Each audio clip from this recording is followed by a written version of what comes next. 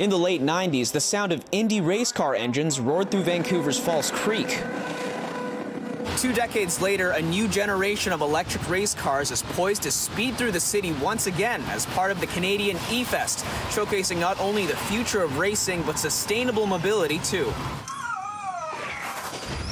I want this event to be the same as the Formula One event that is in Montreal, that's been there for 70-odd years. Canadian E-Fest is set to take place on Canada Day long weekend on the edge of False Creek. For the first time, it brings the Formula E World Championship to the streets of Vancouver. So Formula E is it's similar to Formula One in that it's, as you can see, sitting next to me, it's a single-seater open-wheel race car.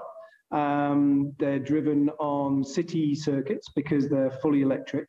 So therefore, there's no emissions and there's no noise. But it's not just a weekend of electrifying car races. The event will feature performances by Canadian recording artists, an esports tournament, and a 2-day conference focused on sustainability. Vancouver City Councillor Sarah Kirby-Young calls it a triple win, saying it boosts tourism, promotes sustainability, and the city won't be paying for it. But the city is not contributing financially to this event, so the risk is being borne by the organizer. The Formula E committed to a legacy of $50,000 in electric charging infrastructure and charging stations for the city of Vancouver.